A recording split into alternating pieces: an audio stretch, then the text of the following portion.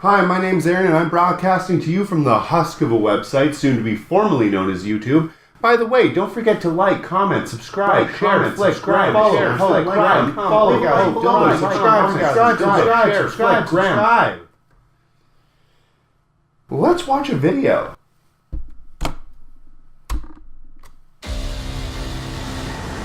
I have seen gods fly.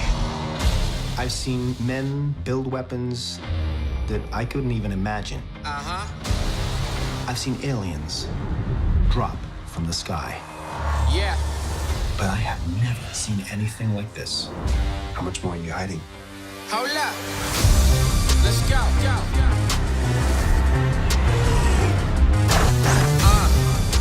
We are home.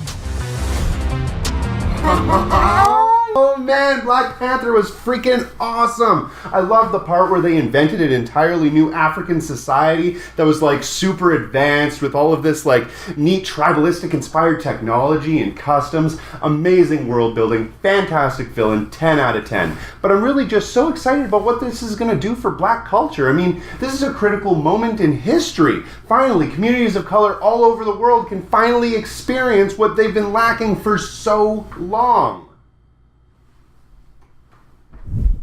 Merch! I'm talking Black Panther hats, action figures, cups, anal beads, t-shirts, you name it, it's gonna be amazing. You better place your merchandising pre-orders now, you disgusting parasites. I mean wonderful, beautiful people, but I know that you must be saying, Aaron, the most important thing isn't merchandising, it's gotta be African culture being featured in a major motion picture blockbuster for the first time, or that this was the first Marvel movie with a predominantly black cast, or some such equally pitiable nonsense, and to that I'd have to say, fuck you, you mentally bankrupted piece of literal garbage. I'll tell you what's important, it's my fandom. Comic books are my life, and since I have every issue of Black Panther since its inception, I'm entitled to act like I own this franchise and feel personally attacked whenever anyone says a disparaging comment about it. But not nearly as disparaging as the comment your doctor gave about your dick looking like a Vienna sausage casing filled with tapioca balls. Go bust out another bottle of gin and hang yourself the back of a Logan Paul video, you wilty, culturally insensitive soy sucker. Being able to take the world's oldest civilization with such a rich cultural heritage, sacred ancient customs, and fascinating spiritual beliefs and turn them into Funko Pop figures is probably the greatest achievement made by capitalism since, I don't know, the opioid crisis. I think casting a movie that shows what Africa could have looked like without the interference of colonialism wraps up that whole interfering with developing countries is bad, thing that Star Trek created. I mean, sure, a few governments were toppled, an entire continent was plundered for natural resources, but the new Marvel movie has like a bunch of African-looking stuff in it, so I guess we're basically even, right? Fist bump, bro! Now let's go check out some of those Marvel-approved anal beads.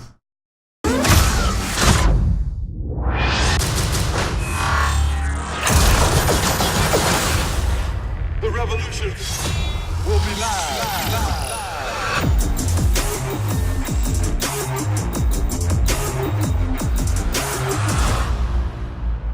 Oh man, what a cool movie! See, I just get emotionally invested in the properties I love. I'm just passionate like that. That's what makes me a real fan. That and having more merch than all of my friends. Oh my god, did you see the trailer for Solo?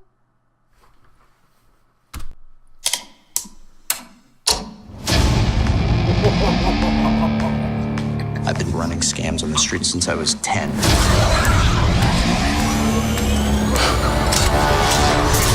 I was kicked out of the flight academy for having a mind of my own. Yeah, he's got a mind of his own. I can't wait for that shit. Star Wars is just the best. And totally not just nostalgia-baiting nerd pablum. Focus group tested for 10-year-olds to buy lightsaber shoes, which I also have because, like I said, real fan. And did I mention that the best thing about being a Star Wars fan is that you know that this multi-billion-dollar media franchise and film series would never take advantage of you. I mean, no one would ever exploit the feelings that you had as a kid, banking on your history of anticipating every new release and buying any of the merch that you could afford with your allowance money.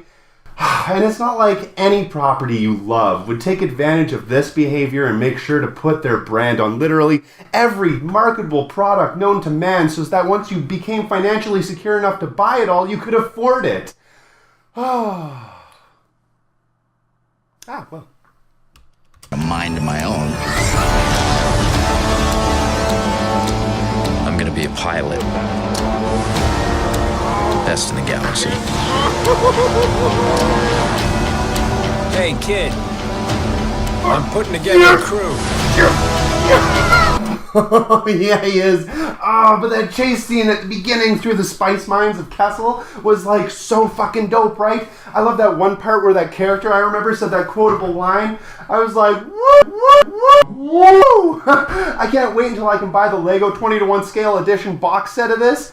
Oh man, it's gonna be so cool. Every time I go to one of these, I get supercharged. It's almost like being at a big budget franchise movie is scientifically engineered to release like the maximum level of dopamine in your brain, rendering you subconsciously addicted to the feeling that you get when you see your favorite character on screen. I mean, every single time I see Kylo Ren shirtless, my pants just feel so tight because my wallet is filled with money that I need to spend on action figures and sex.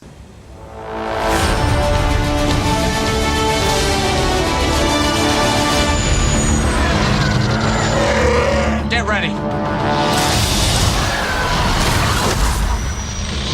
Thought we were in trouble there for a second, but it's fine. We're fine.